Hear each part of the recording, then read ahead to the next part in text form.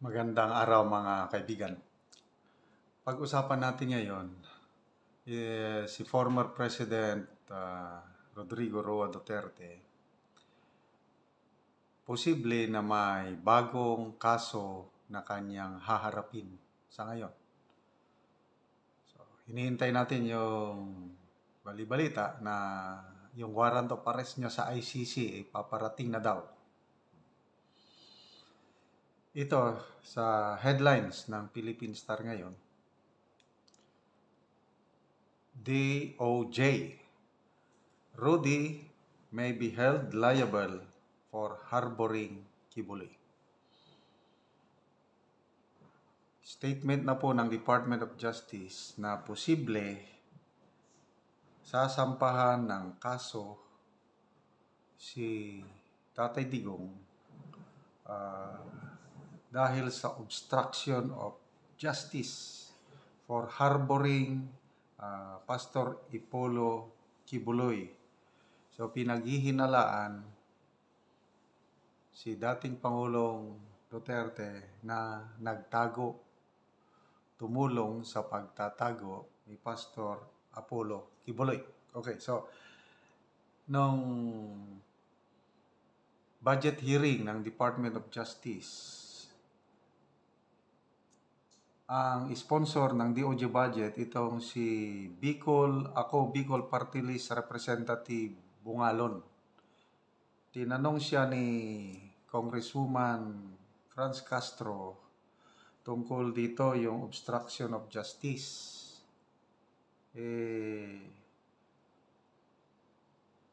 Ang sagot naman ni tinanong kung si Duterte can be held liable for tinanong si Castro at ni Castro si Representative Bungalon kung pwedeng ma-held liable si Tatay Digong for harboring Kibuloy. Ang sagot naman nitong si Congressman Bungalon is yes, if the elements of the offense are met. So ngayon, ang Philippine National Police, meron na silang listahan, pinag-aaralan ang posibilidad pag-file ng kaso sa mga tao na tumulong sa pagtatago ni Pastor Apollo Kibuloy. Hindi pa masigurado kung kasama ba doon sa pangalan si PRRD. Alam naman natin, siya yung administrator ng KOJC Properties. So, I don't know kung ano ang magiging resulta nitong investigasyon na ginagawa ng PNP, kung sino-sino ang sampahan ng kaso, yung obstruction of justice, pagtulong kay Pastor Kibuloy. Okay, another masamang balita. Ito naman sa mga KOJC leaders nung nagkaroon ng halos 2 weeks na pag-serve ng warrant of arrest kay Pastor Apollo Kibuloy. Posible ang mga KOJC leaders sasampahan din ng separate na kaso. Ito sa headlines ng Philippine Star. Basahin ko. Inciting to sedition raps IDE versus KOJC rallyist. Okay.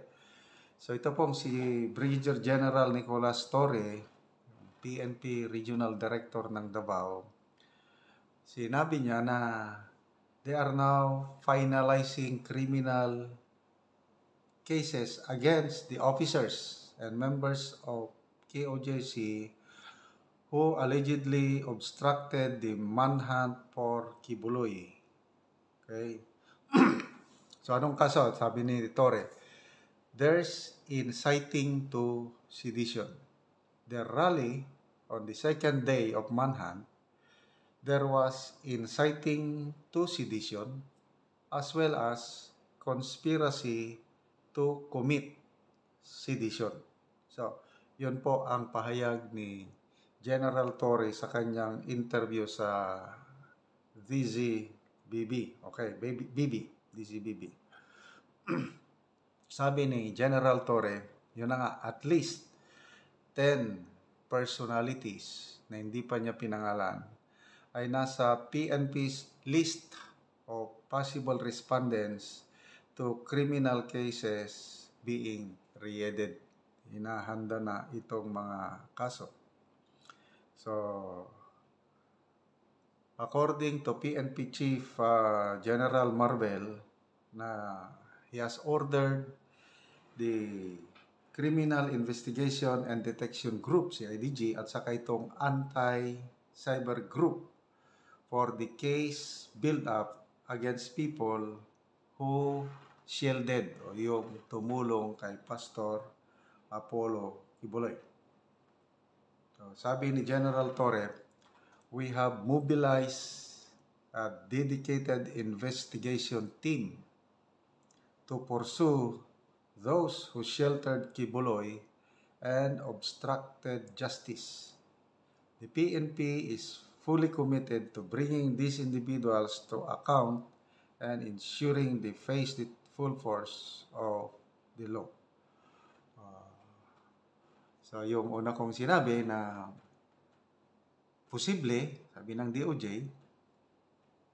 na maisama si PRRD na mapailan ng kaso kung the elements are complete. So, ang challenge ngayon nasa PNP, paano sila makagather ng enough evidence na mag-link itong si PRRD na tumulong siya sa pagtago kay Pastor Apollo Kibuloy. Okay, punta tayo kay Pastor Apollo Kibuloy. I think may motion ata na ipa-house arrest na lang. I think hospital arrest. So I don't know kung ano na ang decision ng korte, kung papayagan ba nila si Pastor Apollo Kibuloy na sa ngayon kasi naka-detain siya sa Camp Crame, sa PNP Custodial Detention Center. So, ang move ng kanyang mga legal team is magkakaroon ng hospital arrest. I don't know how old na ba si Pastor Apollo Kibuloy. So, depende naman yan. Kung talagang mapatunayan na may health condition, pwedeng papayag ang korte na doon siya sa ospital, i-confine. So, hindi ko alam. Let's wait for further developments kung i-grant ng korte yung request ng legal team na siya ng hospital arrest. Ano pa? Yung sabi rin ng DOJ na yung extradition request ng US baka on the way na. Kasi as early as 2021 ata, meron ng indictment si Pastor Kibuloy sa US. Parehas din yung mga kaso na kinakaharap niya dito sa Pilipinas, the same case na i-file sa US. So, hindi pa nagsisimula ang trial. So, ito yung kinakatakutan ni Pastor Kibuloy, yung ite-turn over siya ng Philippine government sa US government. Yun, extraordinary rendition ba yan? Willing si Pastor Kibuloy to face trial dito sa Pilipinas. But kabado siya, ayaw niya doon sa US.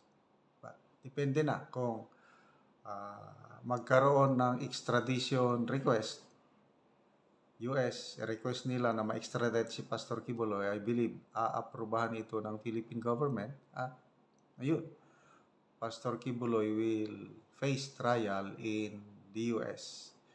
So, yun po ang kaganapan sa KOJC. Sa ngayon is I think bumalik na yung normal activities sa QOJC compound. Nag-start na yung normal religious activities ng grupong ito.